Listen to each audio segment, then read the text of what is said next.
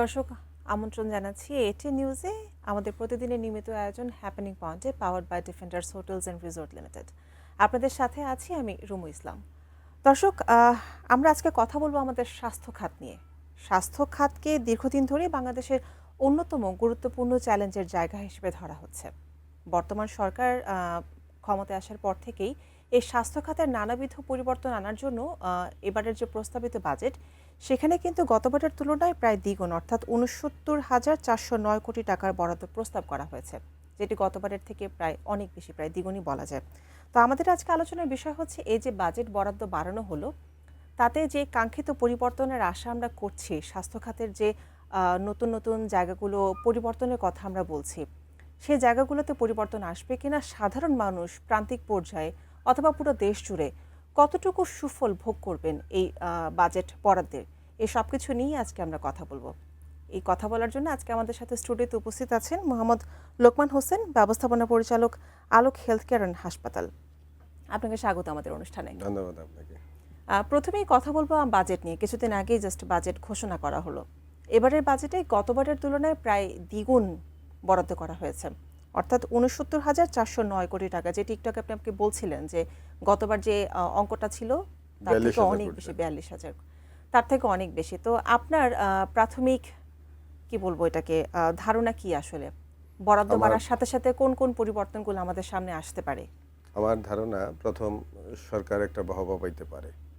সরকারের দরদ প্রকাশ হচ্ছে যে দেশটা ডেভেলপ করবে, এরকম একটা সাউন্ড পাওয়া যাচ্ছে যে মানুষের স্বাস্থ্যসেবা উন্নয়ন ছাড়া দেশ ডেভেলপ সম্ভব না। এরই ধারাবাহিকতায় বোঝা যাচ্ছে যে স্বাস্থ্যসেবায় গুরুত্ব দিতে চাচ্ছে। তাই যদিও WHO গাইডলাইন অনুযায়ী কম, এটা তো রাতারাতিও আসবে না। তবে আমরা খুব আশাবাদী যে ৬৯,৪০৯ কোটি টাকা এইটা তাৎক্ষণিকভাবে অনেক মূল্য দিবে মানুষের স্বাস্থ্যসেবা পেতে। পকেট থেকে যে খরচ হতো সেটাও যেমন হবে, খরচটা কমবে, অন্যদিকে মানুষ কিছু সার্ভিস পাবে। যেমন আপনার কিছু বিশেষায়িত রোগ আছে, কিডনি রোগ, আপনার অন্যান্য যে রোগগুলো আছে সেগুলার ডিভাইসের, মানে যে হার্টের রোগীদের জন্য স্টেন, এগুলার খরচ কমানো হয়েছে, মানে ভ্যাট ট্যাক্স কমানো হয়েছে। এটা ইতিবাচক। আমি মনে করি একজন স্বাস্থ্যকর্মী হিসাবে আমার জায়গার থেকে আমি বলবো যে সরকার ইতিবাচক পদক্ষেপ নিয়েছে। এখন দরকার হলো ইন্টেলিজেন্সি ডেভেলপ করা। একটা হলো যারা কাজ জানে, আমাদের অনেক অফিসাররা কাজ জানে, তাদেরকে প্রায়োরিটি দেওয়া। আর পাশাপাশি যে সমস্ত কম আছে, যেমন ডাক্তারের সংখ্যা কম, নার্সের সংখ্যা কম, অন্যান্য স্বাস্থ্যকর্মীদের সংখ্যা কম, এটাও কিন্তু একটা দিক নির্দেশনা আসছে। ৫,০০০ ডাক্তার নিয়োগ দিবেন, পাশাপাশি ১,০০,০০০ স্বাস্থ্যকর্মী নিয়োগ দিবেন। এর মধ্যে ৮০% মেয়েদের কথা বলা আছে। এটাও মনে করি মেয়েদেরকে উৎসাহ দেওয়া। আর যেহেতু গ্রামীণ স্বাস্থ্যকর্মী হিসেবে আসবে, তাহলে বাড়ি বাড়ি যাইতে পারবে প্রত্যেকটা মা। এখনও কিন্তু আমাদের অনেক কনজারভেটিভ মা আছে, তারা প্রকাশ করে কিছু বলতে পারে না। এই জন্য মেয়েরা হলে ও তাদের কাছে ভাব প্রকাশ করতে পারবে, তাদের দুঃখ দুর্দশা বলতে পারবে। অন্তত পক্ষে তার দুঃখটা জানবে। আর পাশাপাশি বাজেট যদি থাকে, কিছুটা পরিবর্তন তো হবেই। আর এটার ধারাবাহিকতা যদি আগামী 4 বছর সরকারের আছে, সেটা যদি করে, জিডিপির 5% যাইতে পারলেও তো আমরা বিশ্বমানের হয়ে যাবো ইনশাআল্লাহ। আচ্ছা, আপনার কথা থেকে যদি আসে যে সরকারের দরদ প্রকাশ পাচ্ছে, যে কথাটা আপনি বলছিলেন, কারণ যেহেতু বাজেট বাড়িয়ে দিয়েছে, যদি একটু একটু করে আসে যে সরকারের কিন্তু হেলথ কার্ড চালু করার কথা রয়েছে। তো হেলথ কার্ড যখন চালু হবে, সেটা আসলে সাধারণ মানুষকে কিভাবে উপকার করবে? এটা হেলথ কার্ড, আমি যতটুকু বুঝতে পারছি, যতটুকু আপনাদের মাধ্যমে আমি জানতে পারছি, যে 25 লক্ষ মানুষের হেলথ কার্ড দিবে, যেগুলা সার্ভারের মাধ্যমে, মানে তাদের যে হেলথ হিস্ট্রিগুলো রাখবে। এটা পর্যাপ্ত না, এটা প্রাথমিক পদক্ষেপ হিসেবে ভালো আছে হেলথ কার্ডটা। এটা সকল মানুষকে এই আওতায় নিয়ে আসতে হবে। তাহলে ধরেন আমাদের এই যে হিস্ট্রি যে থাকে না সার্ভারের মধ্যে, এটা করে কিন্তু চিকিৎসার জন্য একটু ব্যয় বাড়ে। অন্যদিকে ডাক্তারদেরও অসুবিধা হয়। আগের রিপোর্টটা যদি না দেখে, তাহলে কিন্তু ডাক্তাররাও চিকিৎসা দিতে একটু বিলম্ব হয়, আবার খরচটাও বাড়ে, আবার একটা টেস্ট করতে বলে। সেই জন্য যদি রেকর্ডগুলো থাকে, অনেক টেস্টই অ্যাভয়েড করা যাবে, তাতে খরচ কমবে, ঝামেলা কমবে। আর আমাদের একটা সারা বিশ্বেই, যারা উন্নত বিশ্ব, বা উন্নত দেশ তাদের কিন্তু সমস্ত হিস্ট্রিগুলাই তার সার্ভারে রেকর্ড করা সেটা একটা ইতিবাচক পদক্ষেপ। 25 লাখ মানুষ দিয়ে তো আর ইয়ে না, এটা শুরু হচ্ছে। এটা এখানে আরও অনেক বাজেট দিতে হবে এবং 1 বছরেও হবে না, এটা 5 বছর যাবৎ 10 বছর যাবৎ কাজ করতে হবে। ধরেন এখন থেকে যদি সরকার লক্ষ্য নেয় এই বছর 25 লক্ষ আসলো, আগামী বছর 2 কোটি আসবে, তারপরে আসবে, এই 5 বছরের মধ্যে সিংহভাগটা হেলথ কার্ডের মাধ্যমে আনতে পারবে। এটা ভালো উদ্যোগ আমি মনে করি। আচ্ছা, আপনি একটু আগে ডাক্তারদের কথা বলছিলেন, তো ডাক্তারদের কথায় যদি বলি, সরকারি হাসপাতালগুলোর কথায় যদি আমরা প্রথমে আলোচনায় নিয়ে আসি, সেটা হচ্ছে সরকারি হাসপাতালে যদি আমরা যাই, তখন দেখা যায় যে যখন রোগীর প্রকোপ বেড়ে যায় বা সাধারণ সময়তেও, যেহেতু আমাদের দেশের মানুষের স্বাস্থ্য খাতে নিজেদের পকেট থেকে টাকা খরচ করাটা খুব কঠিন হয়ে পড়ে, বেশিরভাগ মানুষই সরকারি হাসপাতালগুলোর দিকে ঝোঁকেন বাধ্য হয়ে। তো সরকারি হাসপাতালগুলোতে বেড পর্যাপ্ত নেই, বারান্দায় শুয়ে মানুষকে চিকিৎসা নিতে হচ্ছে এবং হাসপাতালে চিকিৎসক এবং নার্স যারা আছেন তারা হিমশিম খাচ্ছেন রোগীকে সামাল দিতে, রোগীদের পর্যাপ্ত সেবা দিতে। এবং একটা কথা আমরা সবসময় শুনতে পাই যে আমাদের পর্যাপ্ত লোকবল নেই, পর্যাপ্ত ডাক্তার নেই, পর্যাপ্ত নার্স নেই। তো এই যে জায়গাটা, এটি বছরের পর বছর এভাবেই রয়ে গেছে। তা আপনার কাছে কি মনে হয় যে বাজেট বাড়ার সাথে সাথে এই যে লোকবল আমাদের নেই, এই জায়গাটা, এটাকে কোনোভাবে পূরণ করা সম্ভব হবে কিনা এখন? এটা মানে আমি আপনার মতোই জানতে পারছি এবং সরকারের কিন্তু একটা ডিক্লারেশন আছে। প্রথমত বেডের কথা বলছেন, বেড কিন্তু যেখানে 50 বেড সেটা 100 বেডে উন্নয়ন করার জন্য বলেছেন সরকার। 5,000 ডাক্তার নিয়োগের কথা বলেছেন, 1 লক্ষ স্বাস্থ্যকর্মীর কথা বলেছেন, এরকম আরও অনেকগুলো মানে নিযুক্ত হবে। তো এটা তো রাতারাতি সম্ভব না। আমার মনে হয় বাজেট ঘোষণা হয়েছে, বাজেট পাস হবে, পাস হওয়ার পরে কর্মকাণ্ড শুরু হবে। ইতিমধ্যে তো সরকারের প্রাক একটা প্রস্তুতি এই কয়েক মাসের মধ্যে নিয়েছে। সেই জন্য আমি মনে করি যে এইটা 2-4-6 মাস তো লাগবে লোকবলের ঘাটতির কারণে। ডাক্তার আবার প্রথমত হলো যে আমাদের যে মেডিকেল গাইডলাইন, ডাক্তারের সংখ্যা কত থাকা উচিত, নার্সের সংখ্যা কত, অন্যান্য স্বাস্থ্যকর্মীদের সংখ্যা কত, এই জায়গায় আমাদের কমতি আছে। এটা প্রথম পূরণ করা উচিত। তারপরে ইনফ্রাস্ট্রাকচার কিন্তু 1 বছরে সম্ভব না। এইটা 5 বছর 10 বছর যাবৎ হইতে হবে এবং আমরা যদি আজকের থেকে লক্ষ্য স্থির করি যে আমরা 10 বছরের মধ্যে আমরা একটা উন্নত দেশের মতো চিকিৎসা ব্যবস্থা তৈরি করব, সেটা সম্ভব। এক বছরে তার সম্ভব না। সাথে আরেকটু সাথে যদি একটু যোগ করি, একটু জানতে চাই যে বাংলাদেশে চিকিৎসা ব্যবস্থা যেটি আছে সরকারি হাসপাতালগুলোতে, সেখানে কিন্তু ইন্টার্ন চিকিৎসক যারা আছেন তাদের কিন্তু বিশাল বড় একটা ভূমিকা আছে এই স্বাস্থ্যসেবার যে সাইকেলটা আছে এটাকে চালিয়ে নিয়ে যাওয়ার জন্য। এবং দুঃখজনকভাবে কিছুদিন পরপরই কিন্তু আমরা দেখতে পাই যে দেশের বিভিন্ন মেডিকেল কলেজগুলোতে ইন্টার্ন চিকিৎসকরা নানা দাবি দাওয়া নিয়ে তারা আন্দোলন করছেন। এই জায়গাগুলোকে অ্যাড্রেস করা হচ্ছে ঠিকমতো, বা সামনে কিভাবে করা হতে পারে বলে আপনার মনে হয়? আমাদের দেশে আন্দোলনের ইস্যু আছে, ধরেন ইন্টার্ন চিকিৎসকদের ভাতা বাড়ানোর জন্য, বিভিন্ন সুযোগ সুবিধা বাড়ানোর জন্য আন্দোলন করে। আমাদের ডাক্তাররাও গ্রামে থাকতে চায় না। এর জন্য প্রণোদনা দিতে হবে বা একটা নির্দিষ্ট গাইডলাইনের মধ্যে আসতে হবে। অর্থাৎ সরকারি চাকরি করলে তাকে মফস্বলে যেতে হবে। ইন্টার্ন চিকিৎসকরা তাদের আলোচনার মাধ্যমে তাদের সমস্যাগুলো সমাধান করতে হবে। তাহলে এই যে রুগীর যে ভোগান্তি, এই ভোগান্তিগুলো হবে না। আর পাশাপাশি আমি মনে করি যে ডাক্তারদের স্থায়ী সমাধান যদি হয়, নিয়োগগুলো যদি ঠিকমতো হয়, এখন কিন্তু আমাদের দেশে ডাক্তার আছে, ডাক্তার প্রোডাকশন হচ্ছে, তাদেরকে এনকারেজ করে যদি আমরা এই জায়গায় নিয়ে আসতে পারি, নার্সদেরকে নিয়ে আসতে পারি, তাহলে কিন্তু এটা 1-2 বছরের মধ্যেই আমাদের যে এই দুর্নামটা আছে যে অনেক রুগী ডাক্তার কম, সেগুলোতে বেরিয়ে যাওয়া যাবে। আর পাশাপাশি আমরা যদি একটা স্ট্যান্ডার্ড লেভেলে আসতে চাই, এটা 5-10 বছর সময় তো লাগবেই। অবশ্যই।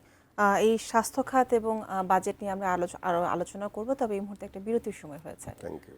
দর্শক, হ্যাপেনিং পয়েন্টে এই মুহূর্তে একটা বিরতির সময় হয়েছে, এই আলোচনাতেই থাকবো, ফিরছি একটু পর, সাথেই থাকুন।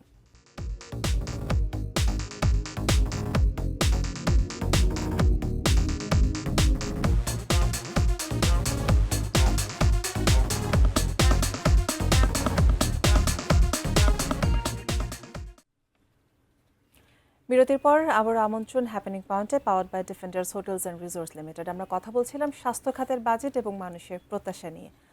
যে কথাটি আপনি এর আগেও বলছিলেন যে জেলা পর্যায়ে ডায়ালাইসিস, করোনারি কেয়ার এবং বিশেষায়িত চিকিৎসা চালু হলে রাজধানীর উপর চাপ কমবে এবং এখানের উপরে কিন্তু শুল্ক প্রত্যাহার করা হয়েছে বাজেটে। তো বাংলাদেশের মানুষ, যেখানে আমরা গত কয়েক বছর ধরে দেখছি যে ক্যান্সার, তারপরে হচ্ছে কিডনির সমস্যা, এই রোগগুলো কিন্তু বাংলাদেশে অনেক বেড়ে গেছে। ডায়ালিসিস সেন্টারগুলোতে গেলে দেখা যায় যে কী পরিমাণে মানুষের চাপ ডায়ালিসিস করানোর জন্য। এবং নিম্ন আয়ের কোনো মানুষের জন্য এই একটা ডায়ালিসিস করানোর জন্য যে খরচ, সেটা বহন করা, এবং এটা তো দীর্ঘ চিকিৎসার প্রক্রিয়া, খুবই কষ্টসাধ্য হয়ে যায়। তো যখন এই জায়গাগুলোতে খরচ কমানো হয়েছে সরকারের পক্ষ থেকে, এটার সুফল সামনে কিভাবে আসতে পারে বলে আপনার মনে হয়? এইটা উল্লেখযোগ্যভাবে না হলেও কিছুটা কমবে, 10-20% কমতে পারে। ধরেন ডায়ালাইসিস করতে কিছু অ্যাক্সেসরিজ লাগে, কিছু অন্যান্য মেডিসিন লাগে, তাতে করে এগুলার যেগুলা ইম্পোর্ট হয় এগুলা শুল্ক কমানো হয়েছে। তাতে করে আমি যদিও সঠিক হিসাবটা এই মুহূর্তে আমি দিতে পারবো না, 10-20% কমতে পারে।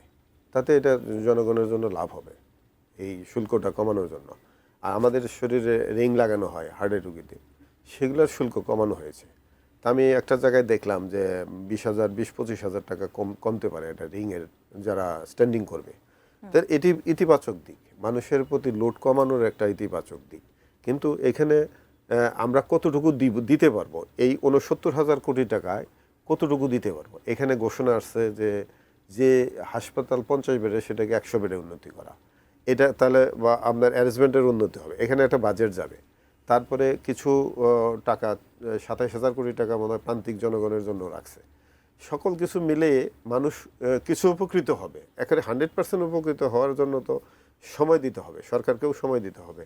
আমরা দেখি যে আমাদের যে জিডিপি বা আমাদের যে ইনকাম, সেই ইনকাম এটা রাতারাতি মানুষের সচ্ছলতা না আসলে তো দেশের সচ্ছলতা আসতে হবে। আমাদের ট্যাক্স আদায় হইতে হবে, পার ক্যাপিটা ইনকাম বাড়তে হবে, সমস্ত কিছু মিলেই কিন্তু WHO আবার বলতেছে কি 4-5% স্বাস্থ্য খাতে দেওয়া উচিত জিডিপির। তাহলে ওইটা দিতে গেলেও সরকার এই মুহূর্তে তো পারবে না। এই মুহূর্তে এটা সাধারণ মানুষই বুঝতে পারবে যে এই মুহূর্তে এতটুকু সম্ভব না। তবে সরকার সাহসী পদক্ষেপ কিন্তু নিয়েছে। 42,000 কোটি টাকা থেকে 69,000 কোটি টাকা, এটা তো একেবারে খারাপ জিনিস না। তো আমি মনে করব, আমি একজন স্বাস্থ্যকর্মী হিসেবে, যে রুগীদেরও বলবো যে আপনারা সরকারের প্রতি আস্থা রাখুন এবং সরকারকে সাহায্য করুন, এবং যতটুকু সম্ভব আমরা যারা আছি, আমরা যদি সরকারকে সাহায্য করে আমরা স্বাস্থ্যসেবাকে ডেভেলপ করতে চাই, তাহলে বিভিন্ন আলোচনার মাধ্যমে আমাদের স্বাস্থ্যসেবাটা ডে বাই ডে উন্নতি হবে। সেজন্য একটা সরকার দীর্ঘ এখন সময় যে লাগবে। হচ্ছে গিয়ে স্বাস্থ্য খাত নিয়ে যেভাবে আগাতে চাচ্ছে, তাতে সরকারি এবং বেসরকারি হাসপাতালের মধ্যে একটা মেলবন্ধন এবং দুই জায়গাটা মিলে মানুষকে স্বাস্থ্যসেবা দেওয়ার একটা পরিকল্পনা করছে। সেক্ষেত্রে আপনার কি মনে হয় এখানের চ্যালেঞ্জগুলো কি কি? এখানের চ্যালেঞ্জগুলো, প্রথম তো সরকারের ইনফ্রাস্ট্রাকচারের কম আছে, বেসরকারি পর্যায়েও আমাদের যে খুব অ্যারেঞ্জমেন্ট তা কিন্তু নয়। এখানে একটা কথা আসেই যে আমাদের এই মানে অপর্যাপ্ততার কারণে একটা শ্রেণী আমাদের বিদেশে চলে যায়, সেখানে কিন্তু বড় একটা অঙ্ক আমাদের দেশের মুদ্রা খরচ হয়। সেই জায়গা থেকে যদি আমরা সরকার এবং বেসরকারি একসাথে কাজ করা যায়, কিছু কিছু জায়গা চিহ্নিত করা যায় যে কিভাবে কী জন্য বিদেশে যাচ্ছে।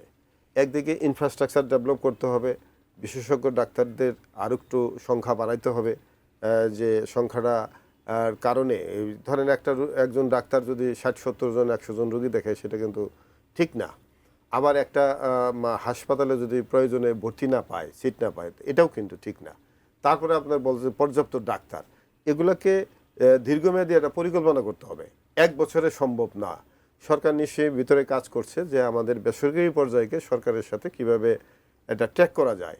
যেমন মনে করেন, আমি এটা একাধিকবার আপনাদের মধ্যেও বলেছি যে মনে করেন যে ডায়ালাইসিস, রুগীদেরকে ডায়ালাইসিস দেওয়া, সেই রুগীটা সরকারের কিন্তু পর্যাপ্ততা নাই। অনেক ক্ষেত্রে বেসরকারিতেও পর্যাপ্ততা না থাকলেও কোনো কোনো জায়গায় খালি আছে। সেই সমস্ত জায়গায় যাদেরকে ক্যাপাসিটি বেশি আছে, অথবা বেসরকারি পর্যায়ে যদি এটা কি বলে, এটা সেট আপ করে অ্যারেঞ্জমেন্ট করে যদি সরকারের রুগীদের কিছু কম মূল্যে দেওয়া যায়, এরকম একটা কথা, এরকম হাজার হাজার কথা আসবে। তা আমি মনে করি যে এটা একটা ভালো পদক্ষেপ।